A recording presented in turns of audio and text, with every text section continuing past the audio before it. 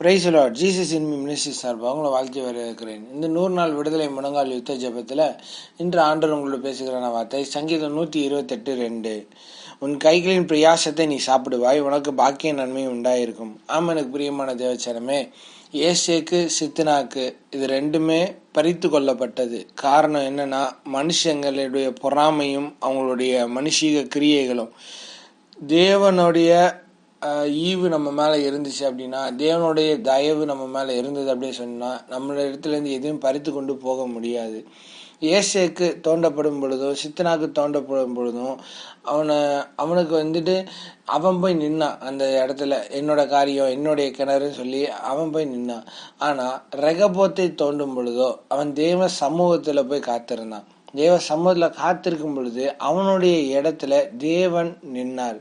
அப்ப தேவன் நிற்கும் பொழுது காரியம் மாறுதலாய் முடிந்தது. இது உன்னுடைய கிணறு இல்லை, என்னுடைய கிணறு, இது நம்முடைய கிணறு என்று சொல்லி ஒரு பேசிக்கான ஒரு நியூட்ரல் அக்ரிமெண்ட் அவங்க போட்டாங்க. ஆமென். அப்ப ஆண்டவர் உங்க ஸ்தானத்துல அவர் நின்னா காரியங்கள் மாறுதலாய் முடியும். இன்றைக்கு நீங்க படுகிற பிரயாசங்களை ரொம்ப நஷ்டப்பட்டு போதா, வர்றது போறது சரியா இருக்குது. ஊழியத்துக்கு நிமித்தம் பாத்தீங்கன்னா ஸ்பான்சர் வர்றாங்க, அடுத்த மாசம் வரல.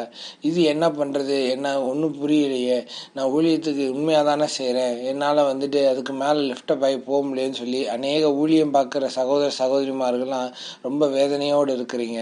இந்த நாள் ஆண்டவர் சொல்லுகிறாரு, உங்க இடத்துல ஆண்டவரை நிறுத்துங்க. நீங்க முன்னாடி நிக்கணும்னு பார்க்காதீங்க. ஏசேக்கு சித்தனாக்க போல இது வரைக்கும் நீங்க முன்னாடி நின்னீங்க, உங்களை ஈஸியா அவங்களை மேற்கொண்டுட்டாங்க. இப்ப கர்த்தரை முன்னாடி நிறுத்துங்க. உங்க இடத்துல நீங்க கர்த்தரை நிறுத்திட்டு நீங்க தேவ சமூகத்துல காத்திருங்க. எங்க நீங்க புறப்பட்டு போய் செய்யணுமோ அங்க நீங்க புறப்பட்டு போங்க. எங்க நீங்க தேவ சமூகத்துல காத்து மட்டும் இருக்கணுமோ அந்த இடத்துல காத்துருங்க. தேவன் எப்படி ஏவுறாரோ அவரோட கைடன்ஸ் படி நீங்க போகும் பொழுது உங்களுடைய காரியங்கள் உங்களுக்கு கைகூடி வரும். ஆமென். பிஸ்னஸாக இருந்தாலும் அப்படிதான்.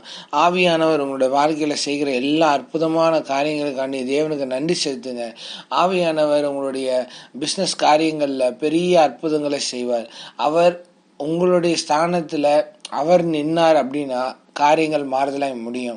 இன்னைக்கு நீங்க ஜெபிக்க போறீங்க, ஆண்டவரே என்னுடைய இடத்துல நீங்க நில்லுங்க ஆண்டவரே, என்னுடைய பிஸ்னஸ்ல நீங்க நில்லுங்க ஆண்டவரே, இன்றைக்கு உங்களுடைய அசைவாடுதலாம் நான் பார்க்கணும் ஆண்டவரே, நீங்க எனக்கு நியமிச்ச காரியங்களை நான் பார்க்கணும் ஆண்டவரேன்னு சொல்லி நீங்க இப்ப ஜெபிக்க போறீங்க.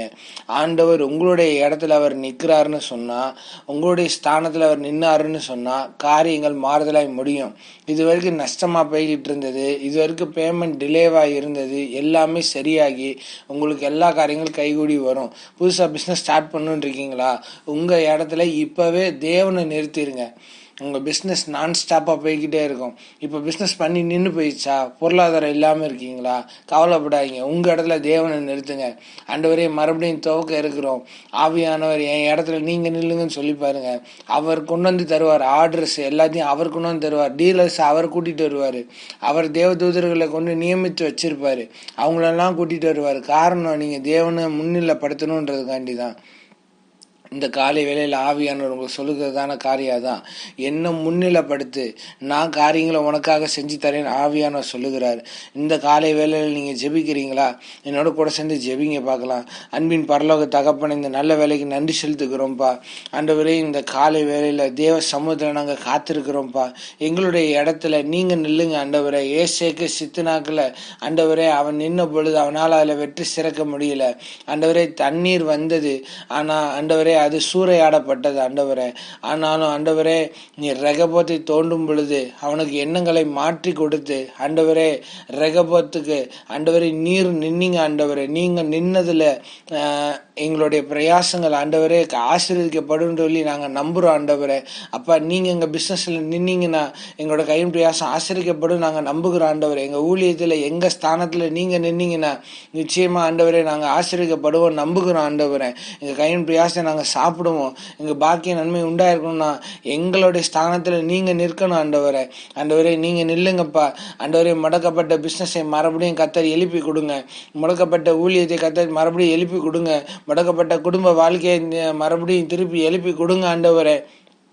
இயேசுவின் நாமத்தில் உங்களோட பிள்ளைகள் வியாதி படுக்கையில் இருக்கிறாங்கப்பா.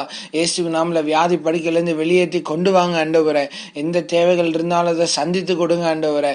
ஆண்டவரே, பொருளாதார முடக்கங்கள் இனி உங்கள் பிள்ளைகளோட எல்லைகளில் வராதபடிக்கு நீங்கள் நில்லுங்க ஆண்டவரே. அந்த இடத்துல கர்த்தர் பெரிய காரியங்களை செய்யுங்கப்பா. இயேசுவின் நாமத்தின் நல்ல பிதாவே, ஆமேன்.